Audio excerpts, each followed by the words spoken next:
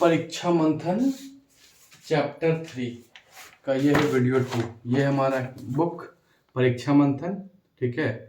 इसका चैप्टर 3 का ये वीडियो 2 है। तो हमने input unit, memory, storage unit तक हमने देख लिया था। तीसरा है हमारा सिस्टम यूनिट। तो अगर आप डेस्कटॉप देखे होंगे तो इस तरह का सिस्टम बॉक्स इसको कहते हैं, ठीक है। इसको सिस्टम यूनिट कहते हैं, आपने देखा होगा। एक टीना का बॉक्स रहता है या प्लास्टिक का बॉक्स रहता है जिसके अंदर में टोटल इलेक्ट्रॉनिक्स कंपोनेंट रहते हैं। अब इसमें क्या क्या होता है? अब इसमें सबसे पहले तो पावर सप्लाई यूनिट, मतलब ठीक है, यहाँ से ऐसा वायर जाता है और आपका प्लग में लग जाता है, ठीक है। तो पावर सप्लाई होता है। मदरबोर्ड होता है, इसके अंदर इस तरह का होता है मदरबोर्ड, ठीक है। मदरबोर्ड में आपको आगे बताता हूँ। एक मदरबोर्ड होता है, मदरबोर्ड के अंदर सीपीयू लगा रहता है। ये प्रोसेसर जो हो गया ना, ये इसी को सीपीयू बोलते हैं। मदरबोर्ड के अंदर ही सीपीयू लगा होता है, ठीक है। मेन मेमोरी मतलब रैम और रोम। तो इसी मदरबोर्ड में ही यहाँ पर रैम लगा हुआ और रोम लगा रहता है, ठीक है। तो रैम रोम भी इसी में लगा रहता है, मदरबोर्ड में ही। तो मेनली सिस्टम यूनिट में हमें देखना क्या है कि ये इसको सिस्टम यूनिट कहते हैं, ठीक है। जिसमें टीन और प्लास्टिक का बना होता है, इसमें इलेक्ट्रॉनिक्स कंपोनेंट होता है। ये जो डब्बा रहता है इसको ये डब्बा, इसके अंदर जितना भी मटेरियल है, ठीक है, उसी को मिला के सिस्टम यूनिट बोलते हैं। तो हमारा टॉपिक स्टार्ट हो रहा है ये सिस्टम यूनिट, ठीक है। पहला है मदरबोर्ड। तो मदरबोर्ड होता क्या है? तो आप कभी भी देखोगे इलेक्ट्रिकल और इलेक्ट्रॉनिक्स में अंतर क्या है, ठीक है। जैसे आप बोलते हैं इलेक्ट्रिसिटी और इलेक्ट्रॉनिक्स, दोनों में अंतर यह है कि इलेक्ट्रॉनिक्स में कोई भी सामान बनाया जाता है ना, कुछ भी बनाया जाता है, वो पीसीबी सर्किट पे बनाया जाता है, ठीक है। पीसीबी सर्किट यहाँ पर मैं लिखा, PCB circuit, printed circuit board. अब ये क्या होता है वो मैं आपको बताता हूँ। जैसे इलेक्ट्रिकल में क्या होता है ना, इलेक्ट्रिकल में क्या होता है कि वायर से एक दूसरे से कनेक्टेड होता है। जैसे बाय द वे कि यहाँ पर एक प्लग है, ठीक है, और यहाँ पर एक प्लग है, यहाँ पर एक प्लग है। तो ये पूरा घर में क्या होगा कि वायरिंग होगा, पूरा यहाँ से यहाँ पूरा वायरिंग होगा। ये इलेक्ट्रिकल होता है। इलेक्ट्रॉनिक्स में ऐसा नहीं होता है। इलेक्ट्रॉनिक्स में ऐसा बोर्ड रहता है, इस तरह का बोर्ड रहता है, ऐसे ऐसे लाइनिंग, ऐसे ऐसे ऐसे लाइनिंग, ऐसे ऐसे ऐसे ऐसे लाइनिंग पूरा रहता है। और ये लाइनिंग किसका रहता है? ये सिलिकॉन का लाइनिंग रहता है। सिलिकॉन मतलब सेमीकंडक्टर का लाइनिंग रहता है, ठीक है, जिसमें सिलिकॉन और जर्मेनियम होता है। और इसके थ्रू करंट ट्रांसफर करता है। इसमें वायर वगैरह नहीं होता, तार नहीं होता है इसमें। इस तरह का मतलब आप अगर कभी भी लैपटॉप खोलने का मौका मिले या एलईडी बल्ब खोलने का मौका मिले, या कभी भी आप मोबाइल दुकान जो बनता है वहां पर जाके मोबाइल जब खुलता है उसका बोर्ड आप देखना, इस तरह का एक बोर्ड रहता है। और इसमें तार नहीं रहता है। अगर आप खुद सोचो, अगर मोबाइल में तार रहता तो इतना छोटा मोबाइल में इतना फंक्शन कैसे रहेगा? वो तो पूरा तार घेर लेगा, पूरा वायर घेर लेगा। इसमें वायर नहीं होता है इसमें पूरा, क्योंकि मेरा खुद इलेक्ट्रॉनिक्स इंजीनियर, मेरा इंजीनियरिंग इलेक्ट्रॉनिक्स में ही है, इसलिए मैं इसको बहुत अच्छे से आपको बता पा रहा हूँ कि होता क्या है। एक बोर्ड रहता है, बोर्ड में इस तरह से, जिसे वायर से हम लोग कनेक्ट करते हैं ना, तो यहाँ सेमीकंडक्टर का इस तरह से लाइनिंग बना रहता है, ठीक है। और एक दूसरे को सेमीकंडक्टर से कनेक्ट होता है। ये बहुत पतला होता है एकदम, मतलब कि आप ऐसे बोर्ड को ऐसे टच करोगे तो वो आपको खर खर कर कर दिखेगा, मतलब टच करने में लगेगा, ठीक है। और बहुत पतला होता है, इसीलिए आप देखते होंगे स्मार्ट वॉच, इतना छोटा सा स्मार्ट वॉच है, ठीक है, लेकिन उसमें टोटल फंक्शन आ गया कहाँ से? तो ये सेमीकंडक्टर का कमाल है, सिलिकॉन और जर्मेनियम का, ठीक है। तो मदरबोर्ड भी जो होता है वो इतना बड़ा होता है, लगभग इतना बड़ा आपको मदरबोर्ड होता है, ठीक है। ये मदरबोर्ड कंप्यूटर में, अगर आप इस सिस्टम यूनिट में, इसमें मदरबोर्ड होता है। ये मदरबोर्ड बहुत इंपॉर्टेंट है। मदरबोर्ड खराब हो जाता तो आपको 5-6 हजार रुपये लग जाता है, ठीक है। एक बार मेरा मदरबोर्ड खराब हुआ था तो मुझे बदलना पड़ गया था। तो मदरबोर्ड में सब कुछ लगा रहता है। जैसे आपका जो सीपीयू है, जिसको प्रोसेसर बोलते हैं, ये मदरबोर्ड में ही रहता है। आपका जो रैम है वो मदरबोर्ड में लगा रहता है। आपको रैम बढ़ाना है तो स्लॉट रहेगा, आप खरीद के लाओ, रैम बढ़ा लो, ठीक है। उसके बाद सीएमओएस, जो मैंने बैटरी बताया था, सीएमओएस बैटरी, जिससे डेट और टाइम पता चलता है, वो भी इसमें लगा रहता है, ठीक है। उसके बाद क्या है कि बायोएस, बीआईओएस, ये भी लगा रहता है। मैं आपको आगे बताऊंगा ये है क्या, ठीक है। तो ये सब बहुत सारा ऐसा चीज है जो इसमें मदरबोर्ड में लगा रहता है, बहुत सारा कंपोनेंट लगा रहता है। तो आपको सब के बारे में नहीं जानना है। फैन भी लगा रहता है, ये जो प्रोसेसर उसके बगल में फैन होता है, पंखा होता है जो उसको कूल करता है, ठंडा करता है। ठीक है, तो टोटल आपको नहीं जानना, जो इंपॉर्टेंट है वो जानना है। तो मदरबोर्ड क्या है कि कंप्यूटर का मेन बोर्ड है, ये एक तरह का बोर्ड होता है। ठीक है, कंप्यूटर का मेन बोर्ड होता है या मेन सर्किट बोर्ड। ऑब्वियस है, जो भी इलेक्ट्रॉनिक्स चीज है उसको, उसका बोर्ड को सर्किट बोर्ड ही कहा जाता है। ठीक है, इलेक्ट्रॉनिक्स में सर्किट बोर्ड कहा जाता है या पीसीबी बोला जाता है। हम लोग का 15 दिन का हमने ट्रेनिंग लिया था, माइनर ट्रेनिंग, पीसीबी डिजाइनिंग। ये जो डिजाइन होता है ना, इसका ट्रेनिंग लिया था। माइनर ट्रेनिंग मेरा पीसीबी डिजाइनिंग में ही है, तो इसीलिए मैं आपको पीसीबी बता रहा हूँ। ठीक है, ये एक तरह का पीसीबी होता है, मतलब प्रिंटेड सर्किट बोर्ड होता है। ये सर्किट बोर्ड है, इसमें पूरा ऐसे प्रिंटिंग किया रहता है। ठीक है, ये सिलिकॉन या जर्मेनियम, मेनली सिलिकॉन का ही रहता है। ठीक है, अब मदरबोर्ड पे सीपीयू, रैम, रोम और मेमोरी लगा था। आपको सब नहीं याद रखना है, क्या क्या याद रखना है। सीपीयू होगा मतलब प्रोसेसर होगा, रैम होगा, रोम होगा और मेमोरी। ठीक है, मेमोरी इसमें लगा रहता है। रैम रोम में क्या है, मेमोरी है। तो ये आपको मदरबोर्ड के बारे में जानना है, ये इसी के ऊपर लगा रहता है। ठीक है, मदरबोर्ड में ये सब लगा रहता है। अब क्या है कि आप देखे होंगे जैसे इनपुट डिवाइस। ठीक है, जैसे बाय द आपके पास कीबोर्ड है, तो कीबोर्ड का एक वायर है और आया पीछे से और यहाँ पर ऐसे लग गया, या फिर यहाँ पर आया वायर और यहाँ पर ऐसे करके लग गया। और ये कहाँ से कनेक्ट होता है, ये मदरबोर्ड से कनेक्ट होता है। ये जो यहाँ पर जो केबल है ना जो लग रहा है वो मदरबोर्ड से कनेक्ट है। इसका मतलब जो इनपुट यूनिट है, मेरा कीबोर्ड हो गया या माउस हो गया, वो कहाँ से जा रहा है, वो किससे जुड़ रहा है, मदरबोर्ड से जुड़ रहा है। ये सब बाहर से जुड़ रहा है। ये सब जो है सीपीयू, रैम, रोम, मेमोरी इसके अंदर लगा हुआ है, लेकिन ये सब बाहर से जुड़ रहा है। आउटपुट यूनिट, अब आप देखिएगा कि मॉनिटर है जिसमें आउटपुट हो रहा है, या आपका प्रिंटर है, उसका भी एक तार आएगा, वो यहाँ पर आके इसमें लग जाएगा और ये मदरबोर्ड से जुड़ा रहता है। ठीक है, उसके बाद हार्ड डिस्क ड्राइव, जो आपका जो हम आपको बोलते हैं 500 जीबी का। ठीक है, जो एचडी जो मेरा हार्ड डिस्क रहता है, हार्ड ड्राइव रहता है। ठीक है, हार्ड डिस्क होता है, उसी को फुल फॉर्म में हार्ड डिस्क ड्राइव, एचडीडी। ठीक है, ये रहता है 500 जीबी, 1000 जीबी का भी रहता है, उसको 1 टीबी बोलते हैं। ठीक है, तो ये रहता है, ये भी मदरबोर्ड से जुड़ा हुआ रहता है। मदरबोर्ड में नहीं रहता है लेकिन इसमें जुड़ा हुआ रहता है। ठीक है, उसके बाद आपका है जैसे सीडी ड्राइव, तो यहाँ पर पहले यहाँ पर ऐसे, यहाँ पर एक बटन रहता है, इसको क्लिक करेंगे तो ऐसे खुल जाएगा बाहर, इसमें आप सीडी कैसेट डाल दो। ठीक है, उसको इसको प्ले कर दो तो रन होने लगेगा।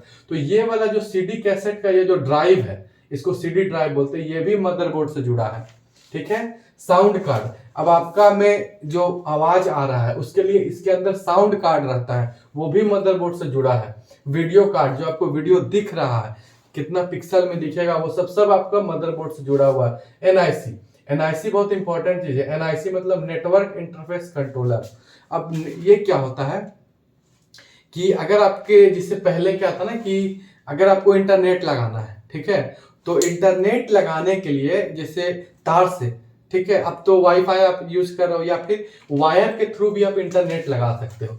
तो अगर वायर के थ्रू आपको इंटरनेट लगाना है, जैसे इंटरनेट इस तार में इंटरनेट है, यहाँ पर आया, इसके पीछे एक ऐसा करके केबल बना था, इसमें आप अटैच कर दो। तो ये कहाँ पर अटैच होता है, तो ये अटैच होता है इसमें एनआईसी में, नेटवर्क इंटरफेस कंट्रोलर में। यहाँ पर ऐसा बना रहता है, ठीक है, इतना छोटा इस तरह से रहता है। ठीक है, और यहाँ पर एक अटैच करने का रहता है जो इसमें लगा रहेगा। आप ये वाला वायर ला और यहाँ पर अटैच कर दो तो आपका इंटरनेट पकड़ लेगा। वायर से अगर आप कनेक्ट कर रहे हो तब, नहीं तो वाईफाई से करो, तो वाईफाई तो सॉफ्टवेयर उसका रहता है अलग से। लेकिन अगर इंटरनेट का तार से अगर आपको जोड़ना है कोई डिवाइस में, तो उस डिवाइस का नाम है एनआईसी, नेटवर्क इंटरफेस कंट्रोलर। आपको याद रखना, नेटवर्क इंटरफेस कंट्रोलर क्या है, एक डिवाइस है जिसके थ्रू हम इंटरनेट को जोड़ते हैं कंप्यूटर से, इंटरनेट का वायर को जोड़ते हैं इसमें कंप्यूटर में। ये इसलिए मैं आपको बता रहा हूँ एनआईसी का, क्योंकि इसका प्रॉब्लम भी मेरे साथ हुआ था। ठीक है, तो सबसे पहले तो क्या है कि वाईफाई से चलता था, लेकिन एक बार क्या हुआ कि जब मैं बहुत ज्यादा नहीं जानता था, तो कंप्यूटर को जब मैं फॉर्मेट किया था तो कुछ इसका जो सॉफ्टवेयर था वो गड़बड़ हो गया था। उसके कारण क्या, मेरा वाईफाई से ऐड नहीं हो रहा था, जुड़ नहीं रहा था। तो फिर जो जैसे जिसका भी हमने लिया था इंटरनेट, उस समय रिलायंस का, एयरटेल का इंटरनेट हमने लिया था, तो एयरटेल का जो हेल्प डेस्क है वहाँ फोन किया, तो वहां से एक इंजीनियर आया था। तो वो आया तो बताया कि आपका कुछ सॉफ्टवेयर इशू है, आप जाके दिखाना पड़ेगा। तो फिर मैं आगे दुकान लेके गया, तो वहां पर उसने पता नहीं, दाम याद नहीं है, शायद 500, 1000 या 1500 समथिंग इसी तरह का कुछ रेट था, जो एनआईसी उसने लगाया था, नेटवर्क इंटरफेस कंट्रोल, इतना बड़ा था।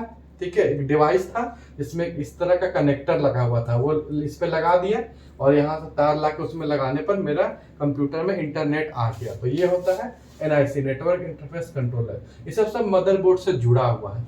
ठीक है, ये सब जुड़ा हुआ है बाहर से, और सीपीयू, रैम, रोम, मेमोरी, ये सब इसके अंदर लगा हुआ है। ठीक है, तो हमने देखा मदरबोर्ड। अब एक बात और आपको बताना, बसेस, जैसे ये एक दूसरे से ये एक्सचेंज कैसे करेगा मैटर, इसका डाटा या इंफॉर्मेशन एक दूसरे के पास ट्रांसफर कैसे होगा। तो अगर जैसे बाय द वे कि इलेक्ट्रिकल है, तो यहाँ से क्या हुआ कि यहाँ पे इलेक्ट्रिसिटी है बाय द वे, तो एक तार लगा दिया, यहाँ से यहाँ पहुंच गया, उस तार से यहाँ से यहाँ पहुंच गया, उस तार से यहाँ पहुंच गया। लेकिन यहाँ मेरा क्या इलेक्ट्रॉनिक डिवाइस है, यहाँ तार नहीं होता, यहाँ वायर नहीं होता है, यहाँ क्या होता है, पीसीबी सर्किट होता है। ठीक है, पीसीबी सर्किट में होता क्या है मेरा, आप अच्छे से समझना, ये बहुत डिटेल में मैं आपको बता रहा हूँ, जनरली बुक में नहीं मिलेगा ये। पीसीबी सर्किट क्या होता है, इस तरह का एक सर्किट होता है। ठीक है, ऐसे ऐसे ऐसे ये लाइनिंग ऐसे ऐसे ऐसे ऐसे लाइनिंग ऐसे ऐसे रहता है पूरा, जिससे ये पूरा कनेक्ट, यहाँ पर इलेक्ट्रिसिटी रन करता है, सिलिकॉन का बना रहता है। तो जिससे यहाँ से ऐसे ऐसे यहाँ तक आ गया, तो यहाँ से डाटा और इन्फॉर्मेशन यहाँ से यहाँ आ गया, इस लाइनिंग, ये सिलिकॉन का लाइनिंग बना रहता है। तो यही लाइनिंग जहाँ से डाटा और इन्फॉर्मेशन एक दूसरे जगह जा रहा है, यहाँ यहाँ यहाँ, उसी को कंप्यूटर के भाषा में बसेस बोलते हैं। बस का काम क्या है, एक जगह से दूसरे जगह पहुंचाना, तो यहाँ पर भी वही है। ठीक है, ये वाला लाइन को ही बस कहते हैं कंप्यूटर का भाषा में। ये क्या करता है, डाटा और इन्फॉर्मेशन को एक जगह से दूसरे जगह पहुंचाता है। तो हमारा नेक्स्ट अभी मैं बस के बारे में मैं आपको और डिटेल बताता हूँ। अभी हमने आपको बताया था, बस के बारे में बताया था। ठीक है, कि ये जो मेरा पीसीबी रहता है ऐसा, ठीक है, इसमें ऐसा ऐसा ऐसा, ठीक है, ऐसा ऐसा ऐसा, कुछ ऐसा ऐसा, इस तरह का लाइनिंग रहता है। ठीक है, इस तरह का कुछ कुछ लाइनिंग पूरा रहता है, पूरा ड्रॉ रहता है, ये सिलिकॉन का रहता है। तो ये लाइनिंग क्या करता है ना, कि डाटा और इन्फॉर्मेशन को एक जगह से दूसरी जगह पहुंचाता है। तो इसी लाइनिंग को बस कहा जाता है। ठीक है, ये पीसीबी डिजाइनिंग में, ठीक है, ये सिलिकॉन का मेनली रहता है। तो कंप्यूटर बस क्या, मदरबोर्ड पे बना तारों का समूह, ये जो पूरा जो तार है ना, तार वायर का जो समूह है पूरा, जो डाटा और इंफॉर्मेशन को एक स्थान से दूसरे स्थान तक ले जाता है। ठीक है, क्या कर रहा है, send data and signal between processor and other component. यहाँ पर इसका प्रोसेसर है और अदर कंपोनेंट, तो जो डाटा सिग्नल को एक जगह से दूसरी जगह ले जा रहा है, उसी को कंप्यूटर का बस बोलते हैं। ठीक है, अब ये बस दो तरह का है, एक तो होगा इंटरनल बस, एक होगा एक्सटर्नल बस। इंटरनल बस मतलब मदरबोर्ड के अंदर जो होता है, ये वाला। ठीक है, मदरबोर्ड के अंदर डाटा इंफॉर्मेशन का ट्रांसफर होता है। ठीक है, इसमें तीन तरह का बस होता है, एक होता है डाटा बस, एक होता है एड्रेस बस, एक होता है कंट्रोल बस। इंटरनल बस तीन तरह का होता है। डाटा बस कैरी करता है डाटा, मतलब जो भी डाटा है ना उसको लेके जाता है एक जगह से दूसरी जगह। एड्रेस बस क्या करता है, ये कैरी करता है मेमोरी एड्रेस लाइक स्टोरेज। मतलब आप देखते हैं, आप राइट क्लिक करके अबाउट में जाइएगा तो बता देगा कि अच्छा ये जो है आपका ये जो वीडियो बनाए ये 50 MB का है, ये जो सॉन्ग है, ये जो फोटो है वो 20 KB का है, और ये यहाँ पर सेव है, डी ड्राइव में सेव है, ई ड्राइव में सेव है। तो वो सब जो भी एड्रेस बताता है वो सब एड्रेस बस बताता है। कंट्रोल बस क्या करता है, carry control signal from processor to another. जो प्रोसेसर से कंट्रोल सिग्नल जो है पूरा कंट्रोल जो करता है प्रोसेसर, तो वो सिग्नल को कौन कैरी करता है, तो कंट्रोल बस। तो इंटरनल बस तीन तरह का होता है, डाटा बस, एड्रेस बस और कंट्रोल बस। अब एक्सटर्नल बस किसको कहेंगे, एक्सटर्नल बस अभी हमने आपको समझाया था कि मदरबोर्ड में कुछ बाहर से जुड़े होते हैं तार से, keyboard, mouse, monitor, printer, hard disk, CD drive. तो ये सब जो मदरबोर्ड से बाहर से जो जुड़ता है उसको कौन जोड़ता है, एक्सटर्नल बस जोड़ता है, उसको एक्सटर्नल बस बोलते हैं। ठीक है, और ये जनरली एक पोर्ट से जोड़ा जाता है। देखिए आप इस तरह का एक पोर्ट रहता है। ठीक है, एक वायर आप ऐसे देखे होंगे, ऐसे वायर जाता है, उसके बाद कुछ इस तरह का वायर रहता है। ठीक है, इस तरह का रहता है कंप्यूटर में, आपका भी आप सीपीयू में देखना। और इसका यहाँ पर जैसे ये है, ये मेरा सिस्टम यूनिट है, यहाँ पर भी इस तरह का कुछ वायर रहता है, इस तरह का रहता है। ठीक है, इसको इससे जुड़ जाता है, इस तरह का कुछ रहता है। तो इसी को बोलते हैं SCSI। कनेक्टर, इसको क्या बोलते हैं, SCSI connector, small computer system interface. हो सकता है आपसे पूछ दे कि SCSI कनेक्टर क्या है, तो यही वाला कनेक्टर को बोलते हैं SCSI connector, small computer system interface. ठीक है, तो ये बाहर से जुड़ता है, इसके थ्रू जुड़ता है, इसको बोलते हैं एक्सटर्नल बस। तो ये था मेरा मदरबोर्ड कंप्लीट। अभी हमारा नेक्स्ट टॉपिक है CPU। ठीक है, सेंट्रल प्रोसेसिंग यूनिट, जिसको प्रोसेसर भी कहते हैं और जिसको माइक्रो प्रोसेसर भी कहते हैं, और जिसके बारे में आपको बता दें कि इंटेल कंपनी सबसे पहली बार बनाया था। नेक्स्ट है मेरा, ठीक है, अभी हमने मदरबोर्ड देख लिया था, अब CPU को हम लोग सेंट्रल प्रोसेसिंग यूनिट या प्रोसेसर भी इसको बोलते हैं, या इसको माइक्रो प्रोसेसर भी बोलते हैं। और हमें पता है कि सबसे पहला माइक्रो प्रोसेसर इंटेल कंपनी ने बनाया था। ठीक है, अगर माइक्रो प्रोसेसर का आप अगर ये सीक्वेंस देखोगे तो सबसे पहले पेंटियम 4 आता था, फिर क्योंकि ये मैं वो बता रहा हूँ जो मैं यूज़ करता था। ठीक है, उससे पहले भी आता था, लेकिन वो मैं आपको वो बता रहा हूँ जो 8 से 10 साल पहले यूज़ होता था। तो पेंटियम 4 आता था, क्योंकि मैं आपको ये बता रहा हूँ, मैं जो अपना सबसे पहला सिस्टम मैंने लिया था, ठीक है, वो सेकेंड हैंड लिया था। ठीक है, जब मैं इंजीनियरिंग कर रहा था, फर्स्ट सेमेस्टर में ही लिया था। तो एक सीनियर वो जा रहे थे तो उन्होंने दे दिया था। तो उसमें कोर टू डुअल लगा हुआ था जो प्रोसेसर था। फिर क्या हुआ कि कुछ 6 महीने के बाद, ठीक है, या उससे पहले ही कुछ खराबी आया था, तो हमने उसको बनने के लिए दे दिया था। तो फिर जब आया तो बहुत प्रोसेसर मतलब बहुत स्लो काम करने लगा। तो मैं उसका माई कंप्यूटर में गया, वहाँ पर राइट क्लिक करके प्रॉपर्टी में गया, प्रॉपर्टी में चेक किया तो देखा कि प्रोसेसर जो है वो पेंटियम 4 शो कर रहा है। तो मैं समझ गया कि प्रोसेसर वो चेंज कर दिया। ठीक है, तो मैं दुकान पे गया भी था, लेकिन वो नहीं माना। तो जो भी था, तो एकदम अचानक से क्या हुआ ना कि जो है ना, अचानक से जज्बात बदल गए। तो इतना घटिया लैपटॉप मेरा कल कंप्यूटर हो गया था पेंटियम 4 के बाद, कि इतना घटिया हो गया था कि प्रोसेस होता ही नहीं था, बहुत स्लो होता था, मतलब मैं बोर हो गया था पूरा। तो मैं आपको डिफरेंस बता रहा हूँ। तो उसके बाद फिर मैं किसी और को उसको बेच दिया। ठीक है, कम दाम में, थोड़ा लॉस में ही बेच दिया था। फिर लैपटॉप ले लिया था, लैपटॉप लिया था उस समय i3 प्रोसेसर का। तो फिर क्या हुआ कि सबसे पहले पेंटियम 4 था, उसके बाद कोर टू डुअल आया, फिर i3 आया, i5 आया, i7 आया। तो जितना प्रोसेसर बढ़िया रहेगा उतना ज़्यादा आपका स्पीड बढ़ेगा। तो ये सब कंप्यूटर का सबसे महत्वपूर्ण हार्डवेयर डिवाइस होता है। ठीक है, यह बहुत इंपॉर्टेंट है, बिना प्रोसेसर का कंप्यूटर नहीं चलेगा। कंप्यूटर का इसको हार्ट, हृदय और मस्तिष्क भी बोलते हैं। ठीक है, नेक्स्ट, डाटा को प्रोसेस कर इंफॉर्मेशन में बदलता है। अगर डाटा के साथ बोलेगा तो अगर डाटा इनपुट है तो इंफॉर्मेशन आउटपुट है। तो इनपुट को आउटपुट में बदलेगा या डाटा को इंफॉर्मेशन में बदलेगा। अगर आपसे पूछेगा कि डाटा जा रहा है, फेच किया डाटा को, तो किस में लेके जाएगा, तो इंफॉर्मेशन में। डाटा के साथ इंफॉर्मेशन आता है, ठीक है, और इनपुट के साथ आउटपुट आता है। मतलब इनपुट गया तो आउटपुट में आएगा, डाटा गया तो इंफॉर्मेशन में आएगा। इंफॉर्मेशन और इंस्ट्रक्शन, जो इंफॉर्मेशन है, निर्देश, ठीक है, और ये जो इंस्ट्रक्शन निर्देश है, इंफॉर्मेशन और इंस्ट्रक्शन को रीड करता है। ठीक है, ये सब पूछा हुआ क्वेश्चन है। और इंटरप्रेट करता है, इंटरप्रेट मतलब उसको समझता है और प्रोसेस करता है। ठीक है, प्रोसेसर का स्पीड MIPS में नापते हैं, मिलियंस इंस्ट्रक्शन पर सेकेंड। मतलब 1 सेकेंड में मिलियन मतलब होता है 10 लाख। तो 10 लाख इंस्ट्रक्शन 1 सेकेंड में ये पढ़ जाता है। यह एक इंटीग्रेटेड सर्किट चिप है। आपको बताया था, चिप, जो कोई भी चिप होता है वो IC चिप होता है, इंटीग्रेटेड सर्किट चिप होता है। ये हो गया मेरा ओवरऑल बेसिक CPU क्या है। अब इसका मेनली 3 भाग है, एक कंट्रोल यूनिट, ठीक है, दूसरा ALU और तीसरा मेमोरी रजिस्टर। तो कंट्रोल यूनिट में आपको सबसे पहले बताता हूं। ये कंट्रोल यूनिट मेनली क्या कंट्रोल का काम करता है, नियंत्रण का काम करता है। तो कंप्यूटर के सभी कार्य को नियंत्रण में रखना, ठीक है, नियंत्रण करता है, कंट्रोल करता है। सॉफ्टवेयर एंड हार्डवेयर में समन्वय बनाए रखना, मतलब कोऑर्डिनेशन बना के रखता है सॉफ्टवेयर हार्डवेयर में। ठीक है, control unit is nerve system of computer. किसी भी कंप्यूटर का नर्व सिस्टम क्या होता है, नाड़ी तंत्र। ये क्या होता है ना, जो मस्तिष्क वाला होता है नर्व सिस्टम। जैसे बाय द वे कि हमारा मस्तिष्क में नर्व सिस्टम होता है। आप कहीं जा रहे हैं, आपको कांटा चुभ गया, तो अचानक मस्तिष्क में आपको पता चल जाएगा कि कांटा चुभ, आप पैर हटा लीजिएगा। अगर बाय द वे हमारा नर्वस सिस्टम गड़बड़ हो जाता है, आदमी पागल हो जाता है। अगर नर्वस सिस्टम गड़बड़ हो गया बाय द वे कि इत्तेफाक से कि आपका नर्वस सिस्टम गड़बड़ हो गया, कांटा आपको चुभ रहा है, मस्तिष्क आपको बताएगा ही नहीं, तो क्या होगा, आपका पैर घायल हो जाएगा, आपको पता ही नहीं चलेगा। ठीक है, जैसे कहीं पर भी चोट लगा, दर्द हुआ, हमें पता चल जाता है। ठीक है, ऐसे कोई किया, आंख अचानक से बंद हुआ, तो नर्वस सिस्टम का सब काम है, वो कंट्रोल कर रहा है पूरे बॉडी को।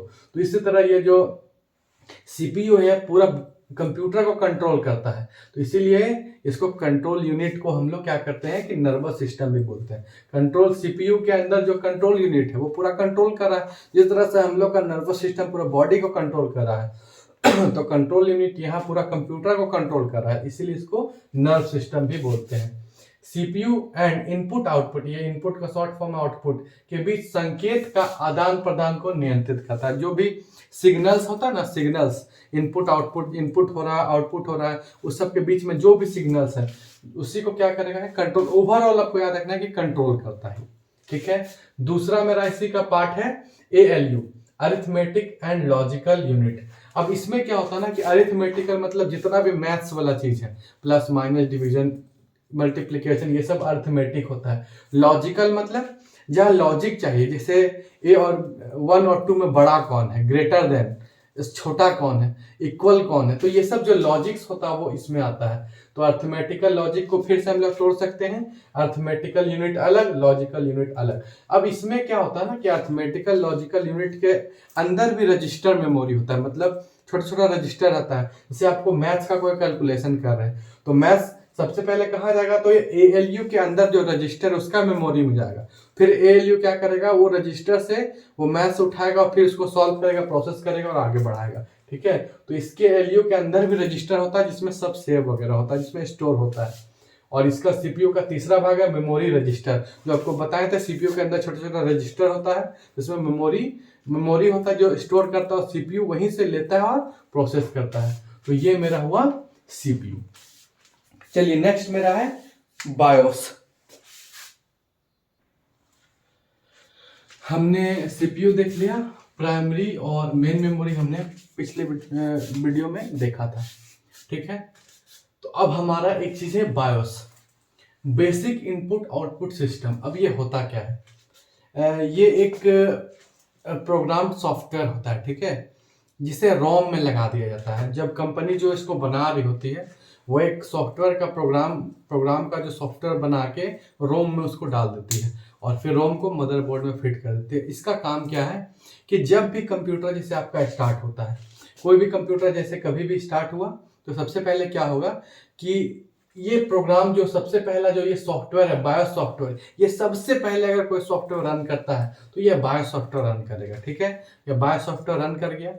अब रन करने के बाद ये आपका जो हार्ड डिस्क में हार्डवेयर जो उससे जुड़ा है, जैसे कीबोर्ड उससे जुड़ा है, माउस उससे जुड़ा है, ठीक है, और जो हार्डवेयर उससे जुड़ा है वो सब को टेस्ट करेगा, एक एक करके टोटल हार्डवेयर को टेस्ट करता है, ठीक है। टेस्ट करने के बाद क्या करता है, उसको कॉन्फ़िगर करता है और कनेक्ट करता है। जैसे आप देखते होंगे कंप्यूटर जैसे ऑन किए तो आपका माउस तुरंत नहीं काम करेगा, थोड़ा समय लगता है, उसके बाद माउस काम करेगा। तुरंत आप कीबोर्ड काम नहीं करता, थोड़ा समय लगता है। तो सबको एक एक करके कॉन्फ़िगर करता है, ठीक है। और जो मेरा हार्डवेयर को कॉन्फ़िगर करता है उसी को बोलते हैं पोस्ट, उस चीज को पोस्ट बोलते हैं, पावर ऑन सेल्फ टेस्ट। ये हार्डवेयर को टेस्ट करता है, ठीक है। उसके बाद क्या करता है, ठीक है, हार्डवेयर को मेरा टेस्ट कर लिया, उसके बाद connect it to the operating system, और फिर ऑपरेटिंग सिस्टम से हार्डवेयर को कनेक्ट करता है। अब ऑपरेटिंग सिस्टम क्या होता है मैं आपको थोड़ी देर बाद में बताता हूँ, 2 मिनट में बता रहा हूँ।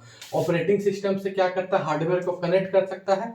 उसके बाद आप क्या है कि आप अपना जो भी काम आप कर सकते हैं, आपका माउस चलने लगेगा, कीबोर्ड चलने लगेगा, जो भी सब कुछ चलने लगेगा। इसको प्रोसेस को बूटिंग प्रोसेस भी कहते हैं, बूट प्रोसेस भी कहते हैं, ठीक है।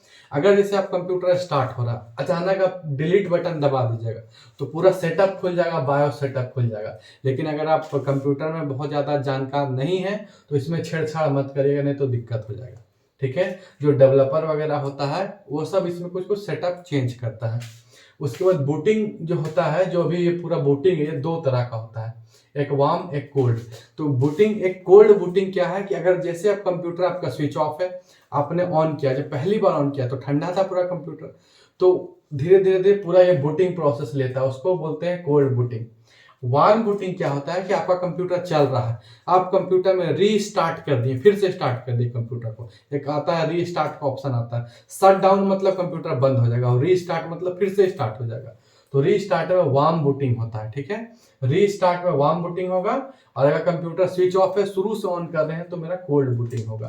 तो ये बूटिंग होता है दो तरह का, और ये है। अब यहाँ पर हमने आपको बताया ऑपरेटिंग सिस्टम। तो देखिए, ऑपरेटिंग सिस्टम एक ऐसा प्लेटफॉर्म है, ठीक है, जिस पर कोई भी सॉफ्टवेयर रन करता है। जैसे एग्जांपल आप समझिएगा, जैसे आपके पास ट्रेन है, लेकिन ट्रेन चलने के लिए कहाँ, मैदान में तो नहीं चलेगा, कहीं ना कहीं उसको चलने के लिए चाहिए ना जगह।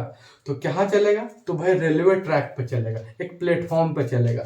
तो उसी तरह जैसे अभी आपका विंडोज क्या है, एक ऑपरेटिंग सिस्टम है, ठीक है। अगर आप देखिएगा, ठीक है, तो मैक ओएस ये भी एक ऑपरेटिंग सिस्टम है, लिनक्स एक ऑपरेटिंग सिस्टम है। अभी मेनली हम लोग का विंडोज, ठीक है, मेनली अभी विंडोज चल रहा है, पहले विंडोज 7 चलता था, अभी विंडोज 10 चल रहा है, ठीक है। तो विंडोज ऑपरेटिंग सिस्टम। अब जैसे अब कोई भी आप कंप्यूटर खोलिएगा, ठीक है, तो आपको विंडो दिखाएगा। अब विंडो यहाँ पर दिखाया, ऐसे ऐसे सब कुछ दिखा दिया, ठीक है। अब यहाँ इस विंडो में आप कोई भी एप्लीकेशन खोल सकते हैं, जैसे फेसबुक खोलिए, गूगल खोलिए, कुछ भी खोलिए। यहाँ अगर ये ऑपरेटिंग सिस्टम नहीं रहेगा तो पूरा कंप्यूटर काला हो जाएगा, कुछ आपको पता ही नहीं चलेगा। आप फेसबुक खोलिए, खुलवे नहीं करेगा, पूरा काला हो जाएगा। तो ऑपरेटिंग सिस्टम ये होता है, ठीक है। ऑपरेटिंग सिस्टम एक ऐसा प्लेटफॉर्म है जहां पर आप कोई भी सॉफ्टवेयर को रन करवा सकते हैं, ठीक है। तो ये था मेरा बूटिंग जिसको हम लोग बायोस भी बोलते हैं, ठीक है। अब नेक्स्ट देखते हैं आउटपुट यूनिट। देखिए, आउटपुट में आपको बहुत बार बताया कि कोई भी इनपुट है उसको प्रोसेस होने के बाद आउटपुट जाता है। अब देखिए, जैसे इनपुट था, ठीक है, प्रोसेस हो गया, तो प्रोसेस कंप्यूटर किया तो किसमें किया, 0 1 0 0 0 1 1 ऐसे में किया। तो आउटपुट इंटरफेस जो होता है वो इसको क्या बदल दिया, आई लव माई इंडिया, ठीक है। तो ये आउटपुट इंटरफेस होता है, ठीक है। जैसे आपने डाला आई लव माई इंडिया, ठीक है, ये आपने डाला इनपुट, ये तो समझेगा ही नहीं कंप्यूटर, तो यहां पर होता है इनपुट इंटरफेस, ठीक है। ये क्या करेगा, 0 1 इसमें बदल देगा, फिर इसको प्रोसेस करके इसमें जाएगा, फिर यहाँ पर आउटपुट इंटरफेस इसको इसमें बदल देगा, ठीक है। तो ये था। अब हमारा जो नेक्स्ट टॉपिक है कि जो प्रोसेसर का स्पीड है, जो प्रोसेसिंग स्पीड है, उसको कौन कौन अफेक्ट करता है, प्रभावित करता है। तो सबसे पहले आप जानिए कि प्रोसेसर का जो स्पीड होता है उसको हम लोग नापते हैं MIPS, मिलियन इंस्ट्रक्शन पर सेकंड। मिलियन का मतलब होता है 10 लाख, तो एक बार में 10 लाख इंस्ट्रक्शन को नापता है, ठीक है। लेकिन कोई बहुत हाई लेवल कंप्यूटर होता है, स्पेशल डिजाइन क्या होता है, वो BIPS में भी नापता है, बिलियन इंस्ट्रक्शन पर सेकंड। लेकिन अगर आपको एग्जाम में ऑप्शन आएगा तो MIPS मारना है, मिलियन इंस्ट्रक्शन पर सेकंड, ठीक है। अब सबसे पहला है कि सिस्टम क्लॉक क्या होता है। तो सिस्टम क्लॉक क्या होता है ना, इसको कंप्यूटर घड़ी भी बोलते हैं। कंप्यूटर के अंदर एक इलेक्ट्रॉनिक घड़ी होता है जो कंप्यूटर प्रोसेसिंग को सिंक्रोनाइज करने के लिए, मतलब ये पता करने के लिए कि कंप्यूटर का प्रोसेसिंग स्पीड कितना है, इलेक्ट्रॉनिक पल्स पैदा करता है, ठीक है, पल्स जनरेट करता है, जिसको क्लॉक पल्स बोलते हैं, जिससे CPU का प्रोसेसिंग स्पीड नापा जाता है, ठीक है। तो मतलब आपको याद रखेंगे कि सिस्टम क्लॉक जो है वो क्लॉक पल्स जनरेट करता है, जिसके द्वारा हम लोग CPU का स्पीड हम लोग नापते हैं। जितना जल्दी जल्दी क्लॉक पल्स उत्पन्न करेगा उतना प्रोसेसिंग स्पीड होगा, ठीक है। तो जितना जो कंप्यूटर है, जितना स्पीड से कंप्यूटर जो क्लॉक पल्स जनरेट करेगा उतना स्पीड होगा प्रोसेसर का स्पीड। कंप्यूटर प्रोसेसर की क्लॉक दर की गति, ठीक है, मेगाहर्ट्ज या गीगाहर्ट्ज में नापते हैं। तो मेनली अगर हम लोग अगर कंप्यूटर प्रोसेसर का जो स्पीड है क्लॉक, ठीक है, क्लॉक पल्स का स्पीड हम लोग किस में नापते हैं, तो मेगाहर्ट्ज और गीगाहर्ट्ज में। तो मेगाहर्ट्ज मतलब 10 to the power 6, मतलब, ठीक है, पावर 6 का मतलब हो जाता है लाख, ठीक है। तो मिलियन मतलब 10 लाख, तो इसीलिए मेगाहर्ट्ज को बोलते हैं 1 मिलियन साइकिल पर सेकेंड। और गीगाहर्ट्ज मतलब 10 to the power 9, ठीक है, ये लगभग 10 करोड़ के लगभग में जाता है। तो 1 गीगाहर्ट्ज को बोलते हैं 1 बिलियन साइकिल पर सेकेंड। तो सिस्टम क्लॉक क्या है? तो सिस्टम क्लॉक कुछ भी नहीं है कि अगर आपको प्रोसेसर का स्पीड नापना है तो सिस्टम क्लॉक एक कंप्यूटर के अंदर लगा हुआ इलेक्ट्रॉनिक क्लॉक है जो क्लॉक पल्स जनरेट करता है, और कितना क्लॉक पल्स जनरेट करता है उससे हम लोग ये पता कर लेते हैं कि कंप्यूटर का प्रोसेसिंग स्पीड कितना है। ठीक है। दूसरा रजिस्टर मेमोरी, आपको बताए थे कि सीपीयू के अंदर रजिस्टर मेमोरी होता है जिससे वो डाटा लेता है, इंफॉर्मेशन लेता है और अपना काम करता है। तो ऑब्वियस जितना ज़्यादा मेमोरी होगा तो उतना ज़्यादा स्पीड होगा। तो रजिस्टर मेमोरी जितना ज़्यादा आकार और संख्या, ठीक है, जितना ज़्यादा रजिस्टर मेमोरी होगा, आकार बड़ा बड़ा होगा, संख्या अधिक होगा, तो ऑब्वियस है कि प्रोसेसर या सीपीयू का स्पीड भी ज़्यादा होगा। वर्ड लेंथ, अब वर्ड लेंथ क्या होता है? तो बाइनरी बिट की वह संख्या जो कंप्यूटर एक बार में प्रोसेस करता है। देखो कंप्यूटर जिसे अगर हम बोलते हैं कि 8 बिट वर्ड लेंथ है, इसका मतलब 1 2 3 4 5 6 7 8 एक बार में इतना प्रोसेस करेगा। ठीक है। अगर हम बोलते हैं 16 बिट का वर्ड लेंथ है, इसका मतलब 16, यहाँ 16 तक आएगा, मतलब कि 16 को एक बार में प्रोसेस करेगा। ठीक है। बोलते हैं 32 बिट का वर्ड लेंथ, मतलब 32 0101 को एक बार में प्रोसेस करेगा। 64 मतलब, तो ऑब्वियस है कि अगर 64 है तो एक बार में एकदम बड़ा को प्रोसेस करेगा ना। तो ऑब्वियस है अगर मेरा वर्ड लेंथ 64 है, 64 बिट का अगर वर्ड लेंथ है तो इसका मतलब कंप्यूटर का प्रोसेसिंग स्पीड हो जाएगा। तो वही कह रहा है कि बाइनरी बिट की वह संख्या, तो बाइनरी बिट 0101 है जो कंप्यूटर एक बार में प्रोसेस करता है, उसी को हम लोग वर्ड लेंथ बोलते हैं। तो अधिक वर्ड लेंथ होगा तो ज़्यादा स्पीड होगा। तो हम लोग का वर्ड लेंथ आता है 8 बिट का, 16 बिट का, 32 बिट का और 64 बिट का। तो अगर आपका 64 बिट का है तो प्रोसेसिंग स्पीड बढ़ जाएगा। कैशे मेमोरी आपको बताए थे, कैशे मेमोरी जो कोई भी प्रोसेसिंग में जो काम हो रहा है वो कैशे मेमोरी से होता है। तो कैशे मेमोरी का अगर आकार बड़ा साइज का है तो ऑब्वियस है कि सीपीयू या प्रोसेसर का स्पीड बढ़ जाएगा। सिस्टम बस बताए थे, बस क्या है? ठीक है, इलेक्ट्रॉन मतलब जो सिलीनियम बोल रहे, ठीक है, सिलिकॉन का रहता है। ठीक है, जो एक जगह से दूसरी जगह डाटा और इन्फॉर्मेशन को ट्रांसफर करता है। तो बस अब ऑब्वियस है ना कि वो एक तरह से ये है, एक लाइन बना हुआ, जितना चौड़ा होगा उतना ज्यादा डाटा ट्रांसफर होगा ना। तो बस की चौड़ाई जितना ज्यादा होगा तो स्पीड ज्यादा बढ़ जाएगा, क्योंकि ज्यादा डाटा ट्रांसफर करेगा। अगर 32 बिट चौड़ाई मतलब बस में 32 तार है, देखो अगर बोलता है कि 32 बिट का सिस्टम बस, इसका मतलब अगर उसका चौड़ाई 32 बिट है मतलब 32 गो अंदर छोटा छोटा पतला पतला तार है, और जब 32 गो तार तो 32 बिट डाटा एक बार में जाएगा। ठीक है। उसके बाद है पैरेलल ऑपरेशन। अगर हम कंप्यूटर में अगर 2-3 लगा देंगे माइक्रो प्रोसेसर या प्रोसेसर 2-3 लगा देंगे, ठीक है, स्पेशली डिजाइन करके 2-3 लगा देंगे तो ऑब्वियस स्पीड बढ़ जाएगा। Integration between CPU and peripherals, इसका मतलब ये होगा कि सीपीयू और अदर जो डिवाइस है उसके बीच में इंटीग्रेशन कैसा है। जैसे बाय द वे हम सीपीयू तो लेके आ गए बहुत एक नंबर, ठीक है, एकदम i3 प्रोसेसर ले आए, i7 प्रोसेसर लाए, लेकिन रैम रखे हैं 2 GB, तो ऑब्वियस है ना कि मेरा स्पीड घट जाएगा। ठीक है। तो ये बोल रहा है कि इसके साथ आपस में समन्वय कैसा, और जो दूसरा पेरिफेरल मतलब हार्ड ठीक है, हार्ड ड्राइव, हार्डवेयर को हम लोग पेरिफेरल्स बोलते हैं, जो दूसरा हार्डवेयर वगैरह है, तो उसके बीच में आपस में संबंध कैसा है। तो ये भी मेरा डिपेंड करता है कि इसका स्पीड कितना होगा। अगर i7 प्रोसेसर के साथ आप रैम अगर 16 GB ले आइए तो फिर एकदम दनादन चलेगा, भयानक स्पीड में चलेगा। वही आप रैम 2 GB का ले आइए तो धीरे धीरे चलेगा। तो ये डिपेंड करता है। तो ये मेरा था फैक्टर्स अफेक्टिंग, ठीक है, processing speed of CPU. Next मेरा है measure the performance of computer, मतलब कंप्यूटर का परफॉर्मेंस हम लोग देखेंगे कितना अच्छा है कितना खराब है। पहला है थ्रूपुट। तो थ्रूपुट क्या होता है? The amount of data moved from one place to another in a given period, मतलब एक पर्टिकुलर समय में कितना डाटा जो है वो ट्रांसफर हो रहा है। तो ऑब्वियस है ना कि जितना ज़्यादा डाटा ट्रांसफर होगा उतना कंप्यूटर ज़्यादा बढ़िया होगा, क्योंकि स्पीड ज़्यादा होगा। तो मतलब अगर मेरा थ्रूपुट ज़्यादा है इसका मतलब स्पीड ज़्यादा होगा, मतलब कंप्यूटर का परफॉर्मेंस ज़्यादा होगा। दूसरा रिस्पॉन्स टाइम, आप जैसे कुछ भी बटन क्लिक किए तो कितना जल्दी रिस्पॉन्स हो जा रहा है। जैसे फोटो पे क्लिक किए तो कितना जल्दी फोटो खुल जा रहा है। तो ऑब्वियस है ना कि जितना जल्दी रिस्पॉन्स होगा उतना कंप्यूटर बढ़िया होगा। तो अगर मेरा रिस्पॉन्स टाइम जितना कम होगा, कम मतलब क्विक खुल रहा है, रिस्पॉन्स मतलब आप बटन क्लिक किए और कितना देर में वो रिस्पॉन्स दे रहा है। रिस्पॉन्स टाइम जितना, जैसे आप नया मोबाइल खरीदिए तुरंत क्लिक करिए फटफट कोई काम होगा, वही पुराना मोबाइल एक बार क्लिक करिए तो गूगल धीरे धीरे खुल रहा है, रिस्पॉन्स टाइम ज़्यादा है। तो यहाँ पर क्या है कि जितना कम रिस्पॉन्स टाइम होगा उतना कंप्यूटर का स्पीड ज़्यादा होगा। मतलब अगर रिस्पॉन्स टाइम कम मतलब तुरंत खुल गया, ठीक है, मतलब तुरंत रिस्पॉन्स टाइम, मतलब कितना जल्दी रिस्पॉन्स हो रहा है, तुरंत खुल गया, मतलब कम रिस्पॉन्स टाइम है, तो कंप्यूटर का परफॉर्मेंस बढ़िया होगा। टर्न अराउंड टाइम, कोई काम आप करने के लिए दिए, वो पूरा काम प्रोसेस करके कर लेता, कंप्लीट जब कर लेता है, उसी को हम लोग बोलते हैं टर्न अराउंड टाइम।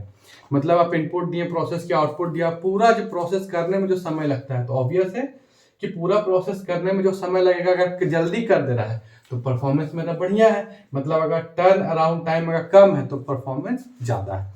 तो इस तरह से ये मेरा चैप्टर 3 कंप्लीट हुआ, और इसके बाद एक वीडियो आएगा इसका क्वेश्चन का। ठीक है, थैंक यू। अगर आपको वीडियो पसंद आ रहा है तो आप लाइक करिए, शेयर करिए, सब्सक्राइब करिए, और अपना फेसबुक चैनल हो, ठीक है, और व्हाट्सअप हो, टेलीग्राम हो, तो हर जगह आप शेयर करें, ताकि अधिक से अधिक स्टूडेंट्स इससे लाभान्वित हो सके। Thank you.